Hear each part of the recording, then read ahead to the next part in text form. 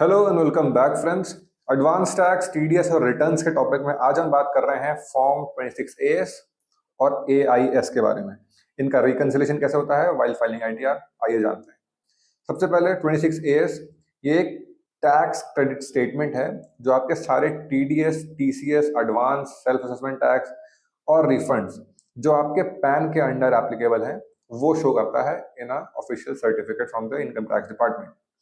AIS annual information statement होती है, एक ये स्नैपशॉट होता है कि आपकी फाइनेंशियल एक्टिविटी जो आपने विद इन अ ईयर करी है, इंक्लूडिंग इंटरेस्ट, डिविडेंड्स, एफडी से मिलने वाला interest, trades, selling of property etcetera, इन सबको शो करता है इन अ सिंगल स्टेटमेंट।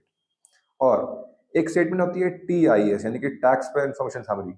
ये एक कंडेंस समरी है ऊपर के 26 और एआईएस दोनों को मिला के, यानी कि financial activities as well as tax के क्रेडिट जो आपने दिए हैं उनको एक साथ एक सर्टिफिकेट में शो करता है। अब इनका रिकंसिलेशन क्यों जरूरी है? सबसे पहले मिसमैच को इग्नोर करेंगे जिससे कि आपको टैक्स नोटिस आ सकती हैं, रिफंड डिले हो सकता है या फिर डिफेक्टिव भी हो सकता है आपका रिटर्न। क्रेडिट्स आप मिस आउट कर सकते हैं, जैसे कि अगर आपने रिकंसाइल नहीं किया और आपने एक्चुअल में ज्यादा टीडीएस पे किया हुआ है, आपने कम क्लेम किया है, तो आपको क्रेडिट का लॉस हो सकता है। रिकंसिलेशन करने से होता क्या है, जो भी आपने इनकम डिक्लेयर करी है वो मैच हो जाती है फ्रॉम योर रिपोर्टेड इनकम। जो भी टैक्स क्रेडिट आपने टैक्सेस पे किए हैं एडवांस में, उनका क्रेडिट आप अकाउंट करवाते हैं, इंश्योर कर पाते हैं कि आपको उनका बेनिफिट मिल पाए।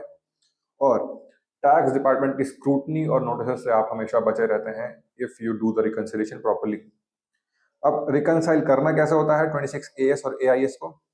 सबसे पहले 26 एआईएस एंड टीआईएस आपको एक्सेस कर लेना है from your income tax portal while logging in.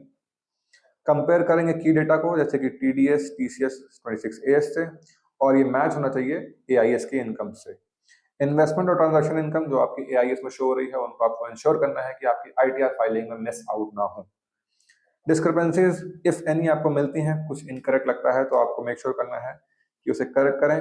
AIS में आप फीडबैक ऑप्शन के थ्रू उसमें फ्लैग कर सकते हैं और टीडीएस मिसमैचेस के लिए आप डिडक्टर को कॉन्टैक्ट कर सकते हैं। आईटीआर फाइल करेंगे फाइनली।